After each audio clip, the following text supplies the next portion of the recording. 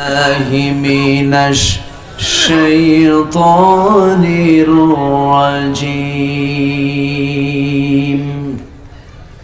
بسم الله الرحمن الرحيم.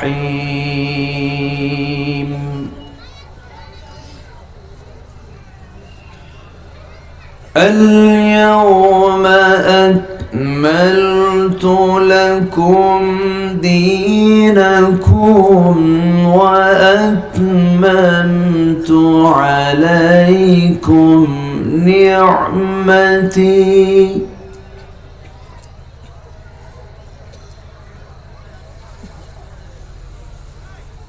اليوم أكملت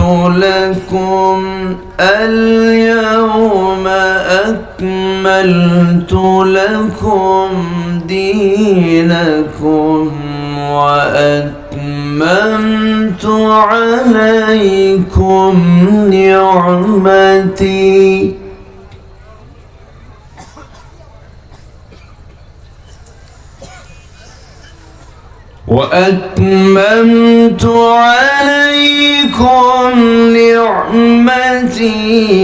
ورضيت لكم الإسلام دينا.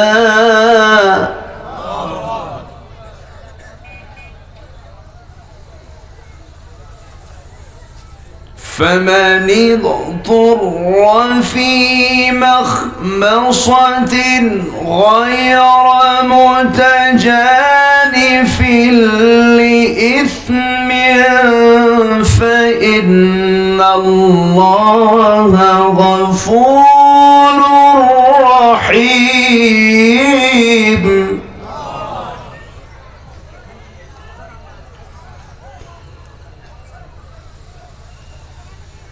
فإن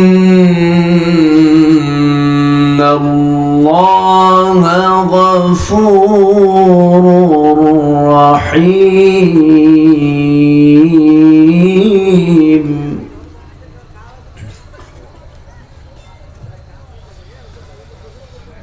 الله أكبر. بسم الله الرحمن الرحيم.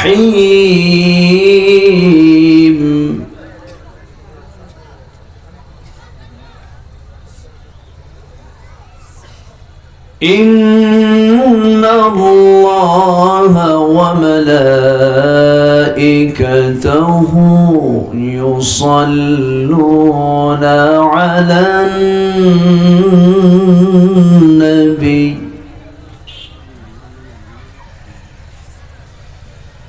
يا أيها الذين آمنوا صلوا عليه وسلموا تسليما. اللهم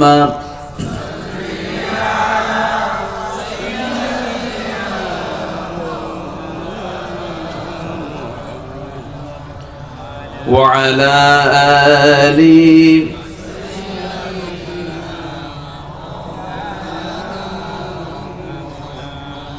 একটু মহব্বত দিয়ে নবীর প্রেমে মাতোয়ারা হয়ে জবান খুলে সবাই বলুন আল্লাহুম্মা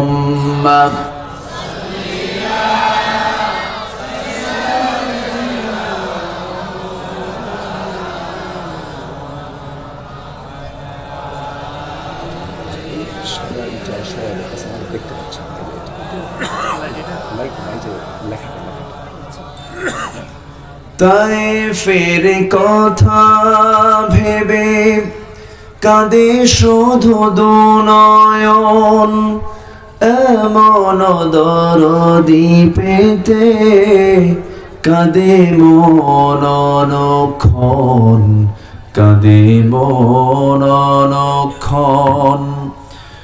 ওহুদে দাতাহারা আহমদ যখন লৌহ মাখা কিয়ামতে উঠবে তখন, জিহাদ না করে কিভাবে দেখাবে তুমি চাঁদ চেহারা রূপে ওয়াতুল। আল্লাহুম্মা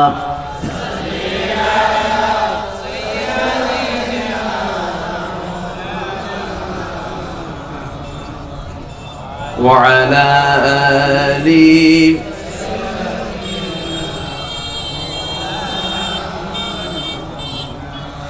সবাই বলুন বালাগাল উলা বিকামালিহি।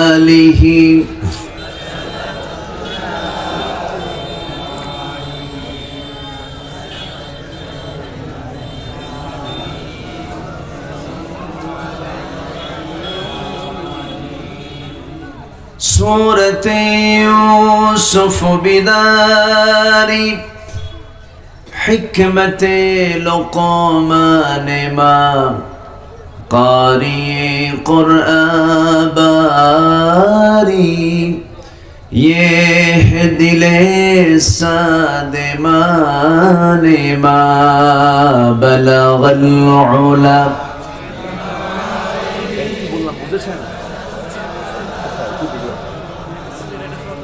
সিনারি না, ওই লেখাটা নিচে যে লেখাটা আছে আমাকে দেখতে পাচ্ছেন, এই লোকগুলো গ্যাপ হয়ে আছে, খুলে দেন ওটা।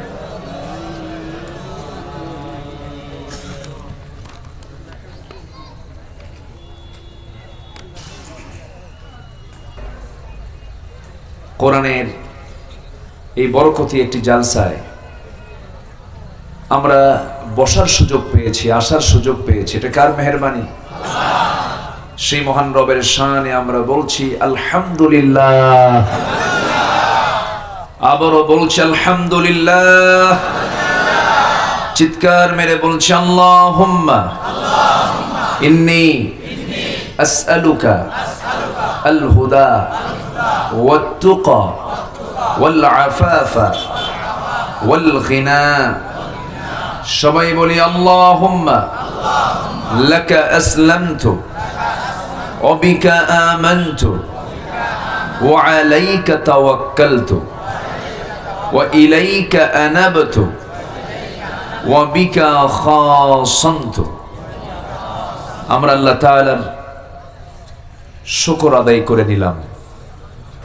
সম্মানিত হাজিরিন, আমার পূর্বে যিনি কথা বলেছেন অত্র ইউনিয়নের সম্মানিত চেয়ারম্যান মহোদয়, তিনি তার সংক্ষিপ্ত কথায় ইসলাম যে একটি পরিপূর্ণ দিন, ইসলাম যে একটি পরিপূর্ণ জীবন বিধান, complete and balanced code of life, এটির একটি সচিত্র তিনি উপস্থাপন করতে চেয়েছেন। সময় কম, উনি বোঝাতে চেয়েছেন, সময় তো তাকে দেওয়া হয়নি। মন চাচ্ছিল যে আমি তার কথা আরো কিছু শুনি। সম্মানিত হাজিরিন, এই পৃথিবীতে সবচাইতে অত্যাধুনিক জীবন বিধান বলতে যেটা বোঝায় সেটার নামই হলো ইসলাম। ইসলাম আধুনিকতা শিখায়, কিন্তু আজকে যারা আধুনিক শব্দটা প্রয়োগ করছে এটা আধুনিকতা নয়, এটা হচ্ছে বেহায়াপনা। মডার্ন শব্দটাকে তারা কলঙ্কিত করেছে, আধুনিকতাকে তারা বেহায়াপনায় রূপ দিয়েছে, অজ্ঞতায় রূপ দিয়েছে, ফাহেশায় রূপ দিয়েছে। আসলে আধুনিক বলতে ইসলাম কি বোঝায়, ঠিক কিনা? শুধু আধুনিক না অত্যাধুনিক? অত্যাধুনিক। সূর্য যেমন তাপ দিতে, সূর্যের তাপে যেমন কোনো কমতি নেই, কিয়ামত পর্যন্ত এই সূর্যই আমাদেরকে তাপ দিয়ে যাবে। আকাশ যেমন কোটি কোটি বছর এর বয়স হলেও আকাশ যেমন যেমন আছে তেমনই দেখছি, ঠিক কিয়ামতের আগ পর্যন্ত আকাশ এমনই থাকবে। ঠিক তেমনি সে আকাশের মালিক, সূর্যের মালিক, চাঁদের মালিক, সেই মহান রব্বুল আলামিনের আনিত তার পক্ষ থেকে নাজিল হওয়া যে কিতাব কোরআন এবং তার মনোনীত জীবন বিধান, ইন্নাদ-দীনা ইনদাল্লাহিল ইসলাম এটা কখনো পুরাতন হবে না। ইসলামকে অনেকে বোঝাতে চান মধ্যযুগীয় আইন, এই বলে ইসলামকে তারা বেঁকে রাখতে চান। না, ইসলাম সব সময়ের জন্য ব্যাকডেটেড না আপডেটেড, সর্বশেষ, এটার চাইতে লেটেস্ট, এটার চাইতে মানব কল্যাণে এর চাইতে উত্তম কোনো বিধান, উত্তম কোনো পন্থা, উত্তম কোনো মাধ্যম পৃথিবীতে দ্বিতীয়টা নাই। তার নাম কি? আরো জোরে। কিন্তু মুসলমান তো নাম তো ঠিকই রাখে, শরীফুল ইসলাম, শহীদুল ইসলাম, মুজাহিদুল ইসলাম, কিন্তু ইসলাম নাই। ঠিক কি না? নামে আছে। আল্লাহ কি নামে চান না কাজে চান? নামে চান না কাজে চান? আমার নির্দিষ্ট যে আয়াতের একটা অংশ আমাকে বলতে বলা হয়েছে। এই আয়াতটি নাজিল হয়েছে মদিনায়। কোথায়? মদিনায়। এই আয়াত যখন নাজিল হয়, সবার ভিতরে আনন্দের বন্যা বয়ে যাচ্ছিল, প্রচন্ড আনন্দিত সাহাবীরা। কিন্তু একজন সাহাবীর চোখে পানি, সামনে নাই, আড়ালে গিয়ে ডুকরে ডুকরে কাঁদতেছেন। সাহাবীরা সবাই আশ্চর্য হলেন, আল্লাহ আমাদের উপরে সন্তুষ্ট হয়েছেন, দিনকে পরিপূর্ণ করে দিয়েছেন এবং নিয়ামত তিনি পরিপূর্ণ করেছেন, অথচ তিনি কাঁদেন কেন? কারণটা কি? সবাই কি একরকম তাফসীর বোঝে? কোরআন কি সবাই একভাবে বোঝে? এই জন্য বিভিন্ন তাফসীর আছে না নাই? যে যেমন করে বুঝেছে সে তেমন করে এটার ব্যাখ্যা এক্সপ্লেইন করেছে। কোরআন বিজ্ঞানী বুঝবে একভাবে, সাহিত্যিক বুঝবে আরেকভাবে, আবার যিনি আকাশ নিয়ে গবেষণা করেন তিনি বুঝবেন আরেকভাবে, আবার যিনি আইন নিয়ে চর্চা করেন তিনি বুঝবেন আরেকভাবে, যিনি আবার অঙ্ক ম্যাথমেটিক্স যিনি গবেষণা করেছেন তিনি বুঝবেন আরেকভাবে। কোরআন প্রত্যেকটা সেক্টরের লোকের জন্য এই কোরআন হচ্ছে বিশেষ একটি উপদেশ মাত্র। যদি বলি সুবহানাল্লাহ। এখান থেকে সব উপদেশ নিতে পারবে, সব সাইডেই এর পদচারণা, এই কিতাবের পদচারণা আছে না নাই? আসতে বলবেন না আছে না নাই? কারণ এটা কার কথা? আসতে বলবেন না কার কথা? বিজ্ঞান ভুল করে, কোরআন। আমাদের গবেষণায় ভুল হয়, কিন্তু কোরআনের গবেষণায় কোনো ভুল, কারণ কোরআন কার রচনা? আল্লাহর রচনা। সেই মহান রব্বুল আলামিন যার পরিচয় হলো তাবারাকাল্লাযী জাআলা ফিস সামাই বুরুজান ওয়া জাআলা ফিহা সিরাজান ওয়া কমারাম মুনীরা।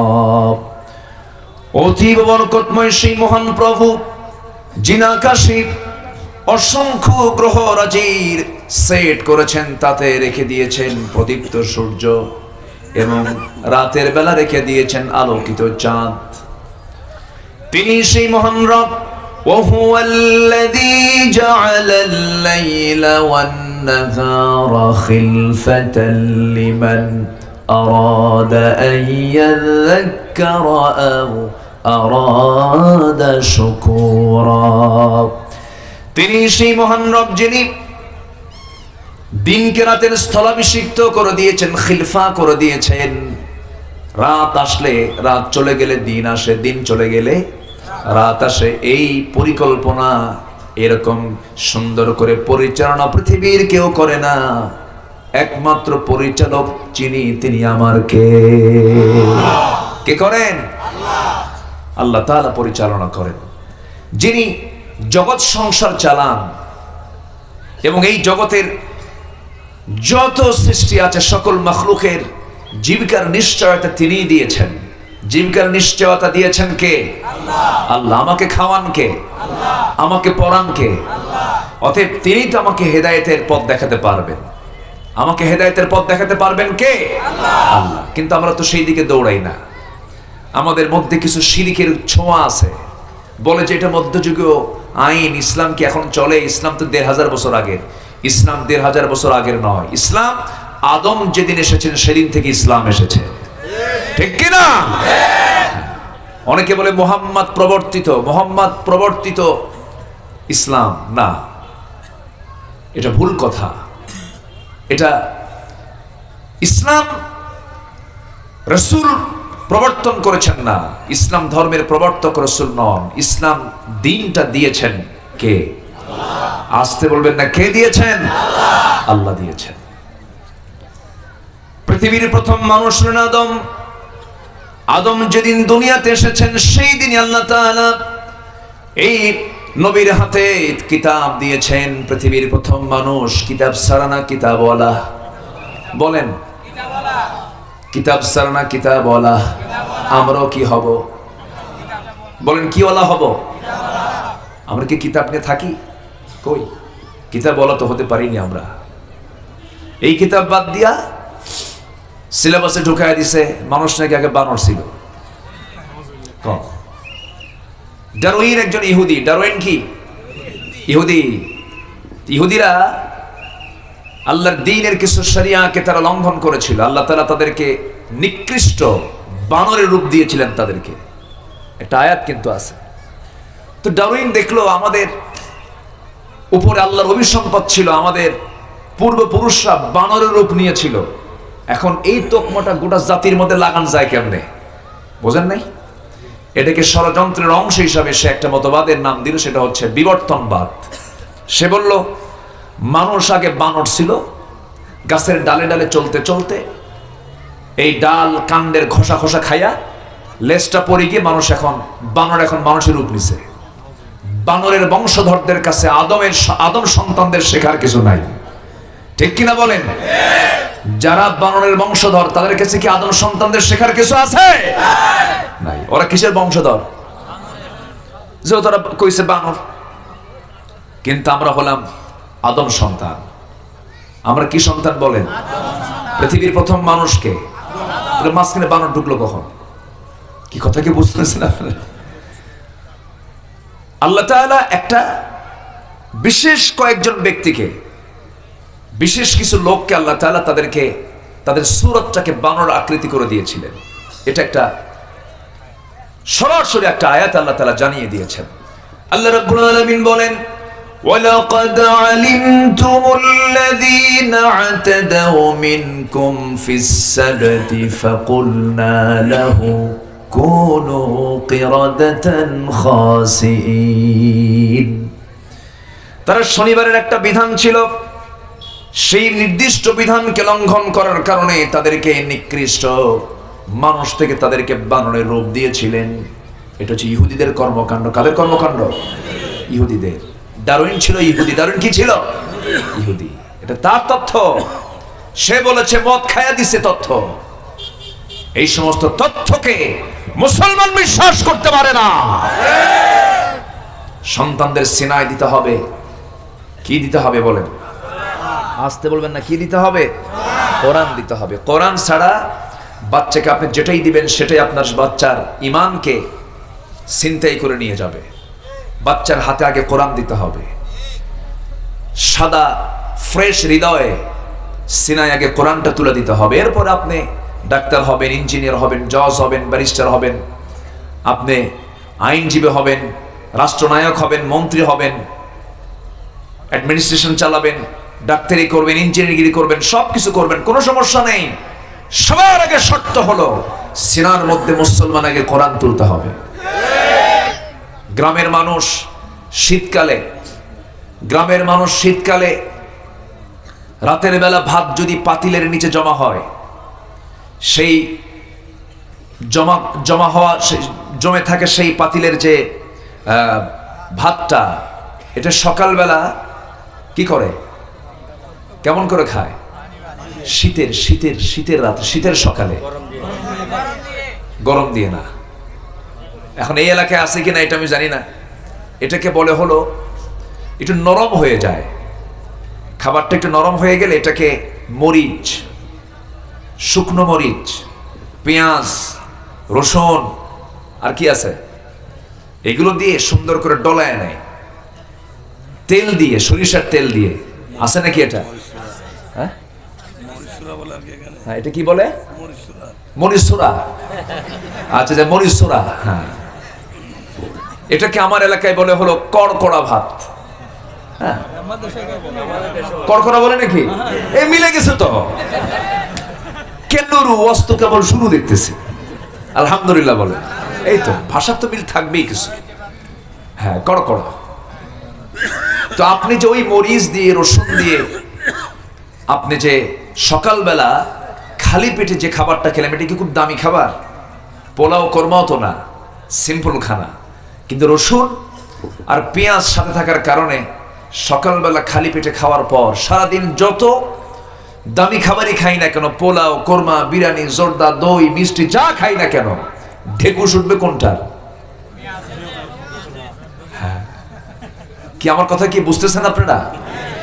সবচেয়ে ভালো হতো যদি আমি আপনার ভাষায় যদি বোঝাতে পারতাম, খুব ক্লিয়ার হতো।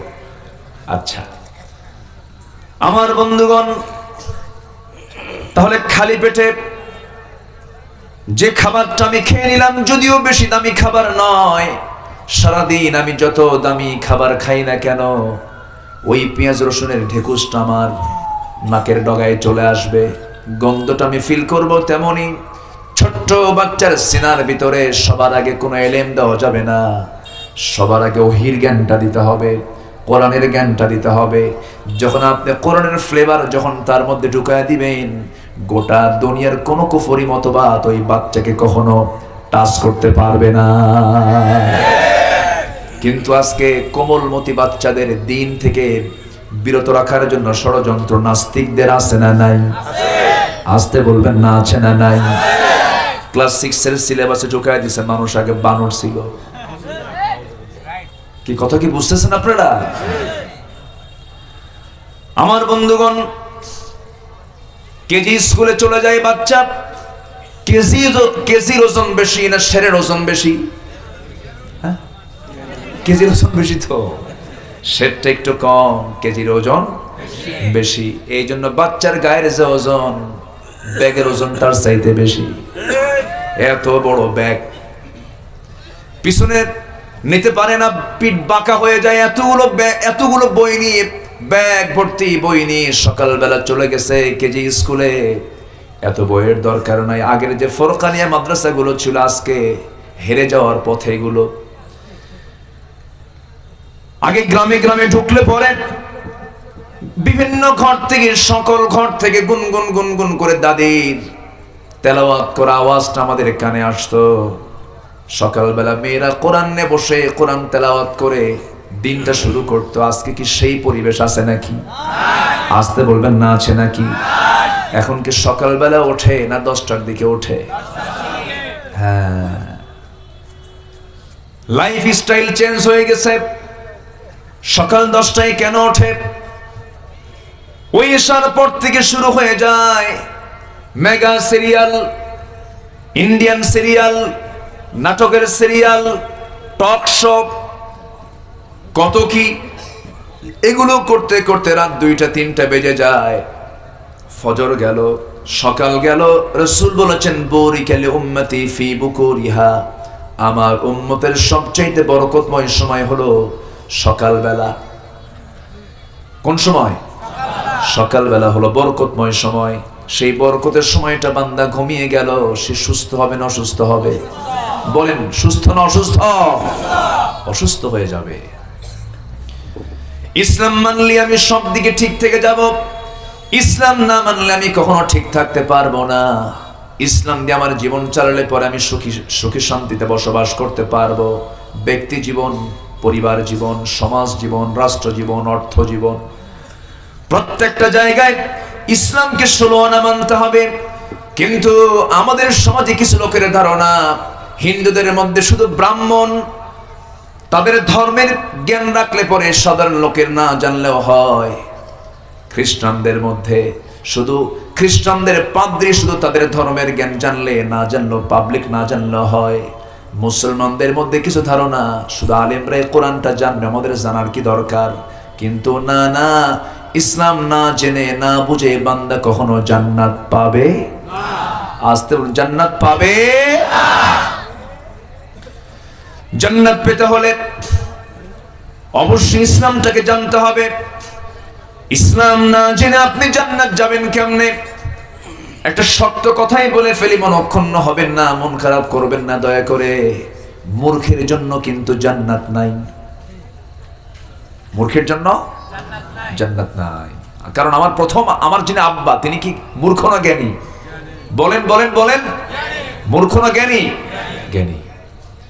যে কোনো মুহূর্তে মূর্খ মানুষটা মুশরিক হয়ে যাবে, ঈমান হারা হয়ে যাবে, শয়তান থেকে সহজেই ধোঁকার মধ্যে ফেলে দেবে। কিন্তু ইলম হাসিল করলে পরে শয়তান কখন তাকে ধোঁকা ফেলতে পারে না। এই জন্য ইলম থাকার দরকার আছে না নাই?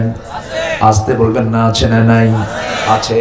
ইলমটা হাসিল করতে হবে, জানতে হবে প্রত্যেকটা বান্দার জন্য কোন জ্ঞান অর্জন করা ফরজ।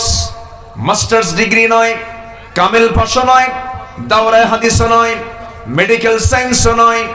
এগুলো তো আপনি সবাই তো সব জ্ঞান অর্জন করতে পারবে না। কিন্তু প্রত্যেকটা মুসলমানের জন্য যে জ্ঞানটা জরুরি সেটা হলো হালাল এবং হারামের জ্ঞান জানা। তলাবু কাসবুল হালালি ওয়াল হারাম, তলাবু কাসবুল হালালি ফরিদাতুন আলা কুল্লি মুসলিম। প্রত্যেকটা নর নারীর জন্য হালালের জ্ঞান, হারামের জ্ঞান অর্জন করাটা কি? আরো জোরে, আরো জোরে। কারণ জীবন সংসারে হালাল হারাম না জেনে কি আমি চলতে পারবো? না। আজকের সমাজে সুদ আছে না নাই? আসতে বলে, মদ, জুয়া, জেনা, এই চারটা কাজ আবু জেহেলের সমাজে ছিল। কার সমাজে ছিল বলেন? আবু জেহেলের সমাজে ছিল। আজকের সমাজে আছে না নাই বলেন? এখন বলেন তো এই সমাজের নাম আপনি কি দিবেন? কার সমাজ? বলেন বলেন, কার সমাজ, কার নাম দিবেন আপনি? আবু জেহেলের সমাজে ছিল চুরি, আবু জেহেলের সমাজে ছিল ডাকাতি, আবু জেহেলের সমাজে ছিল ছিনতাই, আবু জেহেলের সমাজে ছিল খুন, আবু জেহেলের সমাজে ছিল নারী হত্যা। নারী শিশুকে তারা হত্যা করে ফেলতো। কিন্তু আজকে সব ভিন্ন স্টাইলে শুরু হয়ে গেছে। মার পেটে সন্তান এসেছে, 3 মাস 4 মাস যখন হয়ে গেছে, সন্তানটা ডায়াগনস্টিক সেন্টারে নিয়ে গিয়ে যখন টেস্ট করে দেখেছে যে সন্তানটা মেয়ে হয়েছে, সেই জায়গায় সন্তানটা অ্যাবর্শন করে ফেললো, মেরে ফেললো। বিআইয়ি যামবিন কুতিলাত। আগের যুগে হত্যা হতো একরকম ভাবে, এখন হত্যা হচ্ছে হলো হসপিটালে যায়া, ক্লিনিকে যায়া। আগে ছিল ওল জাহেলিয়াত, এখন হচ্ছে নিউ জাহেলিয়াত। আসতে বলেন কেন? জোরে কোন ঠিক কিনা? যখন মেয়ে সন্তান জন্ম নিত আগের যুগে, মুসাওয়াদাহা কাসিম, চেহারা তাদের কালো কুসকুস হয়ে যেত, বিবর্ণ হয়ে যেত, মনটা খারাপ করত। আজকের সমাজেও ছেলে হলে খুশি না মেয়ে হলে খুশি? হ্যাঁ বলেন, ছেলে হলেই খুশি। তাহলে আগের যুগের আর এই যুগের মধ্যে কোনো তফাৎ আছে? আগের যুগে আবু জেহেলের সমাজ, ছেলে সন্তান হলে পরে তারা সন্তানটাকে জীবিত রাখতো। মেয়ে সন্তান হলে পরে সঙ্গে সঙ্গে পুঁতে মারত। এমনও তাফসীর এসেছে যে মা গিয়ে গর্তের কিনারে বসতো, যখন দেখতো যে সন্তানটা মেয়ে হয়েছে সেখানেই জীবন্ত পুঁতে পাথর দিয়ে মেরে চলে আসতো। আর এখন সন্তান পেটে আছে, বলে যে ডায়াগনস্টিক সেন্টারে গিয়ে বলে যে দেখেন তো ছেলে হলো না মেয়ে হলো। যদি মেয়ে হয় মেরে ফেলার রেকর্ড প্রত্যেকটা জায়গায় আছে না নাই? আসতে বলবেন না আছে না নাই? সবচেয়ে বেশি ইন্ডিয়াতে পুরুষের হার বেশি ছিল না। গোটা পৃথিবীর জরিপে সবচেয়ে বেশি পুরুষ হলো, আনুপাতিক হারে নারীর চাইতে পুরুষের সংখ্যা ইন্ডিয়াতে বেশি। কেন জানেন? 500 টাকা খরচ করো, মানে বিলবোর্ডে লেখা 500 টাকা খরচ করো, সন্তান নির্ধারণ করো, মেয়ে হবে না ছেলে হবে।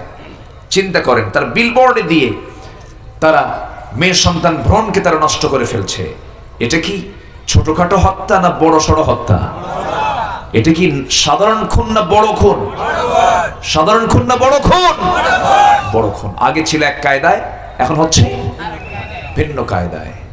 ছেলে সন্তান হলে পরে আমাদের কাছে প্রায় চিঠি আসে, হুজুর আমার স্বামী আমারে দেখতে পারে না এখনো। কেন? কাল আমাকে 4টা মেয়ে দিয়েছেন, আমার স্বামী আমারে দেখতে পারে না। আছে কিন্তু আছে না নাই বলেন তো?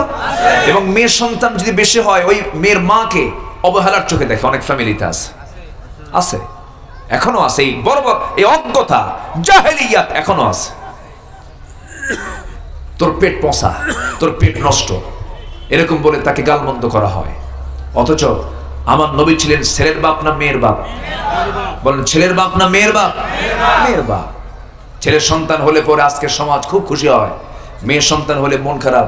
যদি হয় মেয়ে, কি হয়েছে মেয়ে, মনে এখন হার্ট স্ট্রোক করে মরবে, আছে না নাই? আর যদি হয় ছেলে, ছেলে মনে হয় এখনই 10 লাখ টাকা দাবি করে বসে আছে। কি কথা কি বুঝতেছেন আপনারা? না, এগুলো জাহেলিয়াত। এগুলো কি জাহেলিয়াত? আবু জাহেলের সমাজে এগুলো ছিল।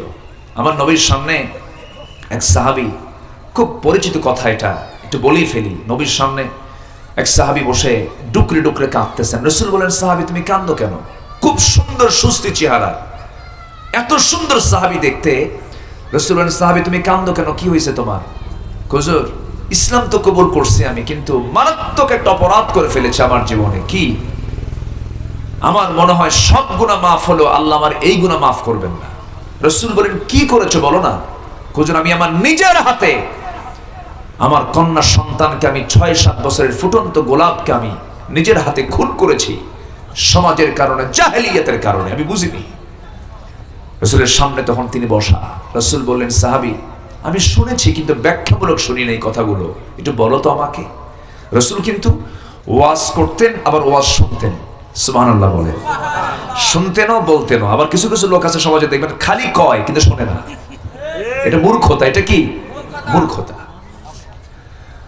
আমার নবী জীবনের সঙ্গে সঙ্গে সাহাবী বলছেন, ইয়া রাসূলুল্লাহ, কি জাহেলি যুগে আমার স্ত্রী গর্ভে সন্তান এলো, পেটে যখন সন্তান এলো বললাম যাও বাবার বাড়ি, মেয়ে হলে পরে জীবন্ত পুঁতে মারবা।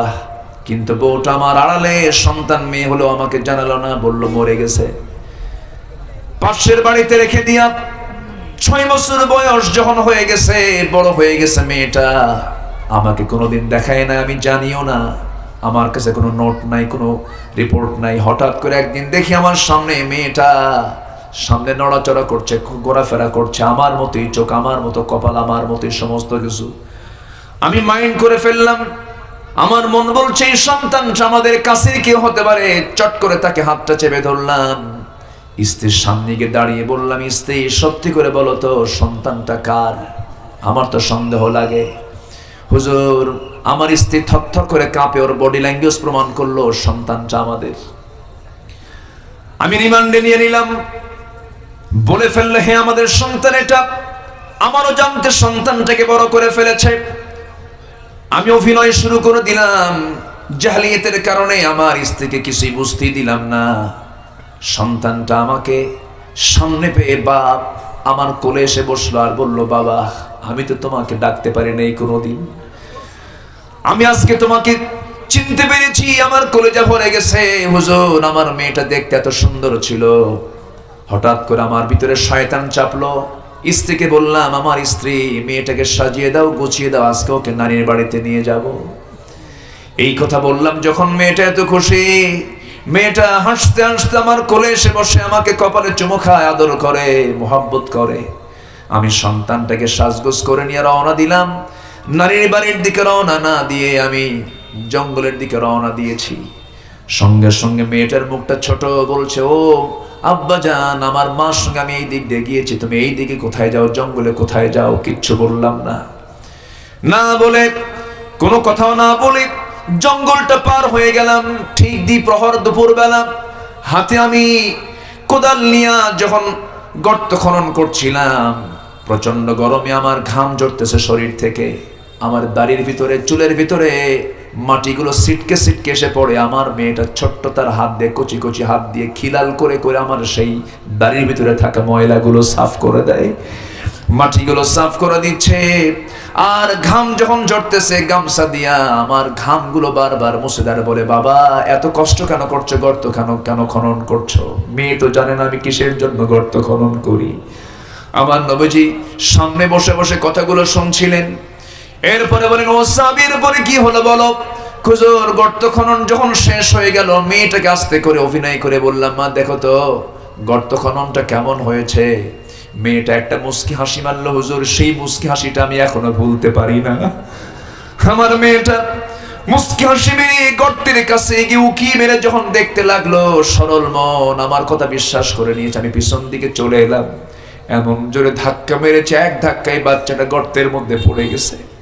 চিত হয়ে দুইটা হাত এক জায়গায় করেছে, এক জায়গায় করে বলছে, মা, আমার মা সত্যি বলেছিল, আব্বা তুমি আমাকে মেরে ফেলবে, এই জন্য আম্মা আমাকে তোমার আড়ালে আমাকে বড় করেছে।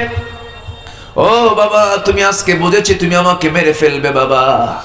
আমি তোমার কাছে একটাবার প্রাণ ভিক্ষা চাচ্ছি, প্রয়োজনে ভিক্ষা করে খাবো, আজকে বাঁচায় দিবা, তোমার সামনে আমার মুখটা দেখাবো না। হুজুর এত দয়া, এত দয়া, এত মায়াবী সুর আমার সামনে এত আকুতি মিনতি করলো, আমার পাষাণ হৃদয় চুল পরিমাণ গলল না।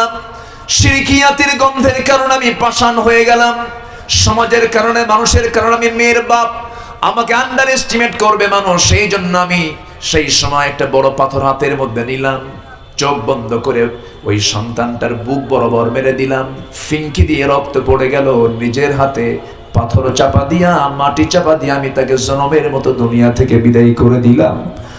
আমার নবী যে এই কথা শোনার সঙ্গে সঙ্গে রাসূল করিম সাল্লাল্লাহু আলাইহি সাল্লামের দুই চোখের কোনা বেয়ে পানি পড়ে, আর বলছেন, ও দাহিয়ে কলবি, তুমি যে অপরাধটা করেছ, তুমি কি জানো আল্লাহ তোমার এই অপরাধটাও মাফ করে দিয়েছেন। তবে একটা কথা জেনে রেখে দিও দাহিয়ে কলবি, আমার সাহাবী, মানুষ যে এত পাষাণ হয়, এত হৃদয়হীন হয়, এটা আমার আগে জানা ছিল না। মানুষ এই অসভ্য বর্বর সমাজকে রাসূল 40 বছর পর্যন্ত ট্রাই